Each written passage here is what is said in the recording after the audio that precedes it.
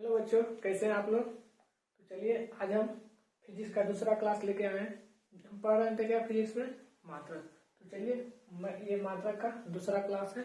हम कहाँ तक पढ़ चुके थे, मात्रक पढ़ चुके थे। और मात्रक के दो भेद होते हैं, कौन कौन सा, एक मूल मात्रक और एक व्युत्पन्न मात्रक। तो चलिए हम यहाँ देखते हैं पहले मूल मात्रक क्या होते हैं। तो वे मात्रक जो किसी अन्य मात्रक पर निर्भर नहीं करते हैं। क्या मतलब ऐसा मात्रक जो किसी अन्य मात्रक पर निर्भर नहीं करते हैं उसे मूल मात्रक कहते हैं। यहाँ समझेंगे कि निर्भर नहीं करते हैं कैसे, दूसरे पर निर्भर नहीं करते वो समझेंगे। जैसे में लंबाई, समय, द्रव्यमान। अब समझिए, जैसे हमको किसी भी चीज की लंबाई मापना हो तो लंबाई का मात्रक क्या हम बताए थे, क्या होता है, मीटर। क्या हम लंबाई को मापने के लिए मीटर के अलावे किसी और मात्रक की मदद यहाँ ले रहे हैं? नहीं। तो जब हम किसी और मात्रक का मदद नहीं ले रहे हैं तो उसे हम क्या बोलेंगे, मूल मात्रक। और ये क्या होते हैं, स्वतंत्र होते हैं, सिर्फ लंबाई का एवं मीटर से ही मापा जाएगा, इसमें किसी और भी मात्रक का मदद नहीं लिया जाएगा। उसी प्रकार है समय, समय को मात्रक सेकेंड होता है। तो देखिए यहाँ पे समय का मात्रक सेकेंड है, इसका मतलब क्या है, ये मूल मात्रक है। मतलब कि इसमें किसी और भी मात्रक का मदद नहीं लिया जाएगा। जिससे में हम मीटर, तो क्या मीटर इसमें लिया जा रहा है, द्रव्यमान का जो मात्रक वो लिया जा नहीं, सिर्फ यहाँ पे सेकेंड लिया जा रहा है। समझा गया। उसी प्रकार द्रव्यमान, तो द्रव्यमान का मात्रक होता है केजी। तो ये मूल मात्रक है। देखिए द्रव्यमान को मापने के लिए सिर्फ हमें क्या चाहिए, केजी चाहिए। उसमें क्या है, किसी और भी मात्रक है मदद के लिए नहीं, सिर्फ क्या है, केजी। मतलब केजी मतलब द्रव्यमान को मापने के लिए सिर्फ हमें केजी चाहिए। तो जब किसी अन्य मात्रक पर निर्भर नहीं रहे उसे हम क्या बोलेंगे, मूल मात्रक। तो लंबाई, समय, द्रव्यमान ये सब क्या है, मूल मात्रक है। समझ आ गया। तो चलिए हम दूसरा देखते हैं, क्या, व्युत्पन्न मात्रक। दूसरा क्या है, व्युत्पन्न मात्रक। थोड़ा सा आवाज दिक्कत होगा क्योंकि यहाँ बगल में कुत्ता लोग भौंक रहा है। तो चलिए आप लोग यहाँ पढ़ाई पे फोकस करिए, उसको इग्नोर करिएगा उस आवाज को। तो यहाँ पे आ गया क्या, अब व्युत्पन्न मात्रक। तो मूल मात्रक, जितने भी सारे मूल मात्रक है उन मात्रकों को छोड़कर जितने भी मात्रक है वो सभी क्या कहलाते हैं, व्युत्पन्न मात्रक। या फिर हम कह सकते हैं दूसरी भाषा में क्या, कि मतलब व्युत्पन्न मात्रक मूल मात्रों के सहायता से बनते हैं। समझ आ गया। तो हम इसका डिफिनेशन लिख देते हैं। जो मात्रक मूल मात्रक की मूल मात्रकों की सहायता से क्या व्यक्त किए जाए, व्यक्त किए जाए, किए जाए उसे व्युत्पन्न मात्रक कहते हैं। अब यहाँ समझिएगा, इसमें क्या था, सिर्फ लंबाई के लिए मीटर ही चाहिए, समय के सेकेंड ही चाहिए, द्रव्यमान के लिए केजी चाहिए। किसी और मात्रक की मदद यहाँ पे हम नहीं लिए। जब किसी और मात्रक को हम नहीं लिए तो उसे क्या बोलते हैं, मूल मात्रक। मूल मात्रक को एक तरह से हम क्या कह सकते हैं, स्वतंत्र मात्रक। और यहाँ क्या है, व्युत्पन्न मात्रक। व्युत्पन्न मात्रक में क्या हो रहा है कि व्युत्पन्न मात्रक उसे हम कहेंगे जो मूल मात्रकों की सहायता से व्यक्त किए जा सकते हैं। मतलब कि इसमें वैसा रहना चाहिए जिसमें दो या दो से ज्यादा रहे, मतलब इसका मदद लेना चाहिए। समझा रहा है, उसे हम व्युत्पन्न मात्रक। चलिए एग्जाम्पल देते हैं, आपको अच्छे से समझ में आ जाएगा। जैसे में एग्जाम्पल में हम लेते हैं क्या, त्वरण। त्वरण का मात्रक, तो त्वरण का मात्रक होता है मीटर। अब समझिए यहाँ लंबाई के लिए एम आ गया, प्रति सेकेंड स्क्वायर। समझा गया, मीटर प्रति सेकेंड स्क्वायर। इसको हम हिंदी में बोल सकते हैं क्या, इसे इस तरह से, मीटर प्रति सेकेंड स्क्वायर। समझा गया। अब इसमें देखिए दो मात्रक क्या है, एक मीटर है और एक सेकेंड है। दोनों कहाँ से है, मूल मात्रक से। तो मूल मात्रकों की सहायता से व्यक्त किया गया, इसलिए हम त्वरण को क्या बोलेंगे, व्युत्पन्न मात्रक। समझ आ गया। उसी प्रकार बहुत सारे हैं, जैसे में वेग है। वेग का भी मात्रक क्या होता है, तो इसका होता है मीटर प्रति सेकेंड। हिंदी में लिखेंगे तो इस तरह से लिख सकते हैं, क्या, मीटर प्रति सेकेंड। इसमें देखिए क्या, मीटर है यहाँ से और सेकेंड है समय का, यहाँ से इसका मात्रक निकला। तो ये सब जो मात्रक है ये सब क्या है, व्युत्पन्न मात्रक है, समझा रहा। एक तरह से हम कह सकते हैं त्वरण का जो मात्रक होगा क्या होगा, व्युत्पन्न मात्रक। वेग जो मात्रक क्या होगा, व्युत्पन्न मात्रक, समझा रहा। उस प्रकार से बहुत मात्रक है, जैसे क्या हो सकता है, बल होता है, घूर्णन हो सकता है, समझ में आ रहा है, ऊष्मा, ताप, विशिष्ट ऊष्मा, ये सब बहुत सारे मात्रक हैं। तो इसे ही क्या बोलेंगे, व्युत्पन्न मात्रक। ये हमारा मूल मात्रक हो गया, ये व्युत्पन्न मात्रक। आशा करते हैं आप लोग को मूल मात्रक और व्युत्पन्न मात्रक में कोई अब प्रॉब्लम नहीं आएगा, आप आसानी से उसे समझ जाइएगा कि कौन सा मूल मात्रक है और कौन सा व्युत्पन्न मात्रक है। देखिए व्युत्पन्न मात्रक क्या होता है, जब आपको किसी भी का फॉर्मूला याद रहे, क्या फॉर्मूला, जैसे त्वरण का अगर फॉर्मूला आपको याद है तो उसका मात्रक निकाल सकते हैं, सिर्फ उसके जगह पे लिखना रहता है, समझा गया। वेग का निकालना रहेगा तो आप उसका फॉर्मूला है तो उसका मात्रक लिख सकते हैं, समझा गया। तो चलिए इसको हम मिटाते हैं और आगे बढ़ते हैं।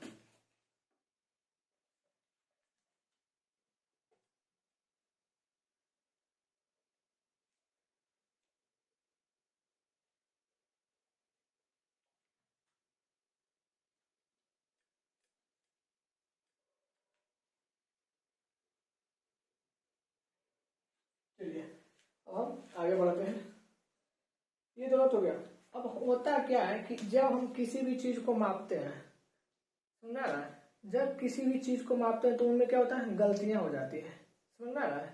कि जैसे मान लीजिए हमें कुछ चीज को तौलना है या नापना है, तो नापने में क्या होता है, कुछ गलतियां हो जाती है। जैसे मान लीजिए हमें 10 मीटर नापना है, गलती से क्या हुआ, 10 मीटर ना होकर कुछ घट गया या कुछ बढ़ गया, उस तरह से होता है। वैसे 5 kg हमें क्या करना है, किसी चीज को तौलना है, 5 kg ना होकर क्या होता है, कभी बढ़ जाता है, कभी घट जाता है, समझ आ रहा है। जैसे कोई भी दुकानदार क्या करता है, जब वो हम लोग को सामान कम देता है तो वहाँ क्या, उसमें तराजू में कम देता, मतलब क्या, उसमें त्रुटि है। तो एक होता है मापों में त्रुटियां,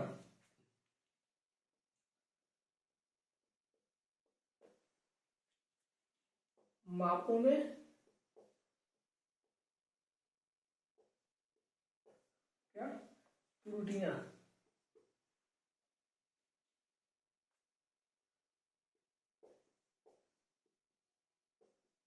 दो प्रकार की होती है, समझा गया। मापों में त्रुटियां कितने प्रकार की है, 2 प्रकार की। त्रुटियां का मतलब वही बताएं कि जब नापने में हम क्या करते हैं, गलतियां करते हैं, कभी ज्यादा नापते हैं या कभी कम नापते हैं, तो वो क्या हुआ, गलतियां हो या त्रुटियां हुई। तो वो कितने प्रकार की गलतियां हम कर सकते हैं, 2 प्रकार की गलतियां कर सकते हैं। पहला होता है यादृच्छिक, यादृच्छिक, जिसको हम इंग्लिश में बोलते हैं रैंडम, यादृच्छिक। दूसरा होता है यथाक्रम, यथाक्रम, जिसको हम इंग्लिश में बोलते हैं सिस्टमैटिक,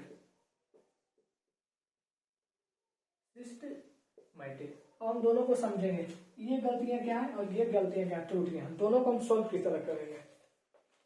ये गलतियां समझते हैं, ये गलतियां होता है मतलब जो प्रयोग कर रहा है, प्रयोग करता, मान लीजिए दुकानदार प्रयोग कर रहा है किसी चीज को मापने के लिए तराजू का, या फिर टेलर कपड़ा को मापने के लिए यूज कर रहा है, मतलब फीता का नापने वाला। तो वो जब गलतियां करता है, प्रयोग करता, जो प्रयोग कर रहा है अगर वो गलतियां कर रहा है तो उसको हम बोलते हैं क्या, यादृच्छिक गलतियां, समझ रहा है। अगर जो कर रहा है वो गलतियां करे तो यादृच्छिक गलतियां। और जब यंत्र मतलब जैसे कैलकुलेटर, कंप्यूटर, ये सब में हम क्या करते हैं, कुछ भी चीज को जोड़ते हैं, घटाते हैं या कुछ भी काम करते हैं। अब जैसे देखिए अभी आ गया क्या, इलेक्ट्रिक वाला तराजू आ गया, तो जब वो गलतियां करेगा तो उसे हम क्या बोलेंगे, यथाक्रम। और जब आदमी प्रयोग कर रहा है किसी चीज को, तराजू या नापने वाला चीज को, तो वो किस में आ जाएगा, यादृच्छिक में आ जाएगा, समझा गया। तो इसको हम लिख सकते हैं क्या, प्रयोग कर्ता द्वारा की गई, क्या बोल सकते हैं,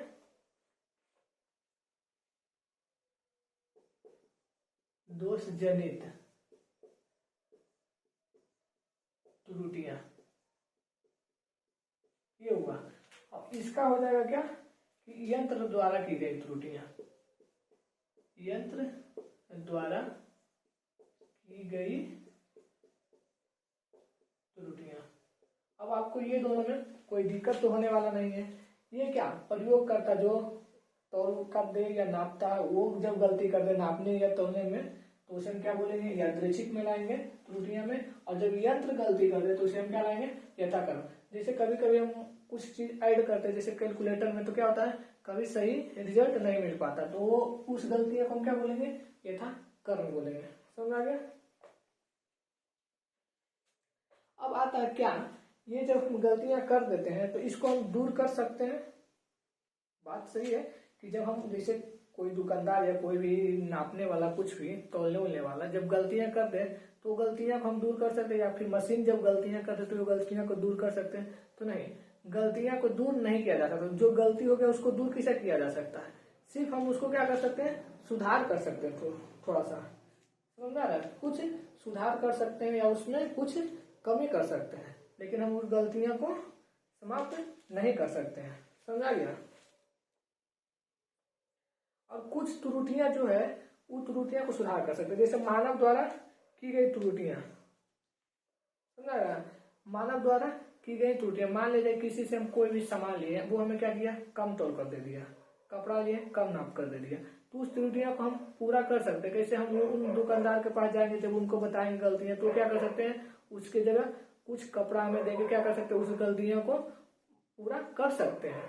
अगर अनाज किसी के यहाँ नहीं है वो अगर हमें कम दे दें तो हम पूरा कर सकते हैं।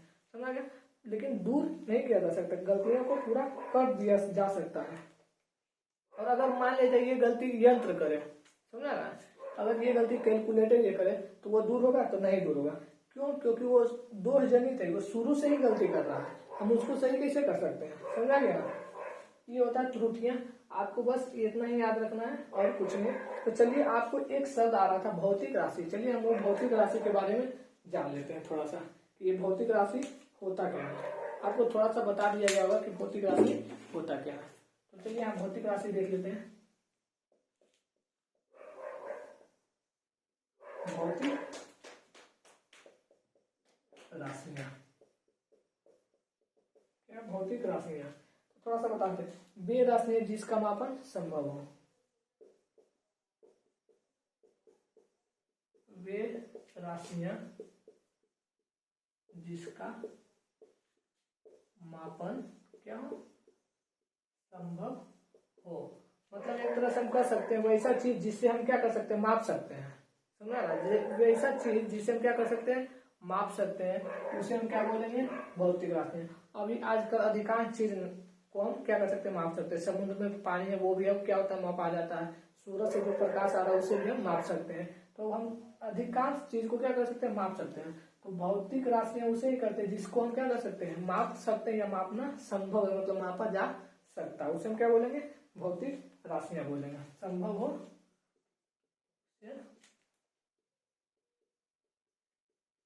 भौतिक राशियां कहते हैं। समझ में आ गया। अब ये दो तरह के होते हैं। कितने तरह के होते हैं भौतिक राशियां? दो तरह के होते हैं। कौन कौन होते हैं? तो चलिए ऊपर मिटा हम लिख देते हैं कौन कौन होते हैं भौतिक राशियां। आप लोग बस समझते चलिए, याद करने की सब बहुत कम, खाली रीडिंग मानना पड़ेगा आपको। आप समझ लीजिएगा। देखिए मैथ है जो आप रेगुलर बनाइए तो आपका प्रैक्टिस जितना रहेगा आप उतना बढ़िया जानिएगा। ये सब है जो साइंस से रिलेटेड है। अगर आप साइंस एक बार समझना शुरू कर दें तो आपको लाइफ में बहुत आसानी मिलेगा, किसी भी चीज को समझने में बहुत सहूलियत मिलेगा। तो चलिए, भौतिक राशियां दो प्रकार को क्या लिख देते हैं, भौतिक राशियां दो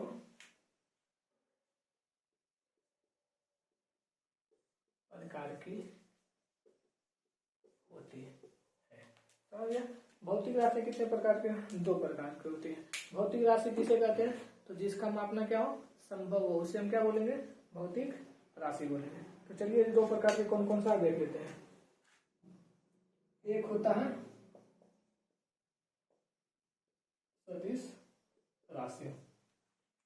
जिसे हम लोग इंग्लिश में बोलते हैं वेक्टर क्वांटिटीज।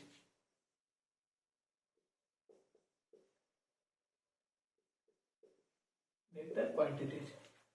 दूसरा होता है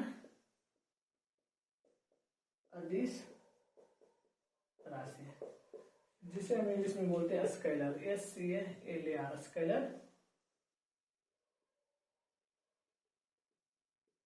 क्वांटिटीज। समझ गए? एक होता है सदिश राशि, दूसरा होता है क्या, अदिश राशि। एक वेक्टर क्वांटिटी, दूसरा स्केलर क्वांटिटी। तो चलिए आज तक इतना ही रहने दीजिए।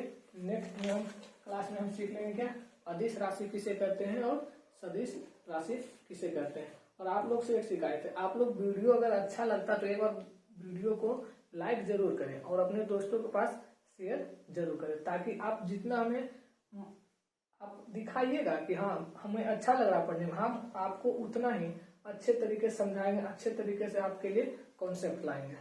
समझा रहा है इस टाइप से। तो आपसे एक रिक्वेस्ट है कि आप अगर वीडियो अच्छा लगता तो उसे लाइक जरूर करें और दोस्तों के पास शेयर जरूर करें। तो चलिए आज तक इतना ही, तब तक के लिए धन्यवाद।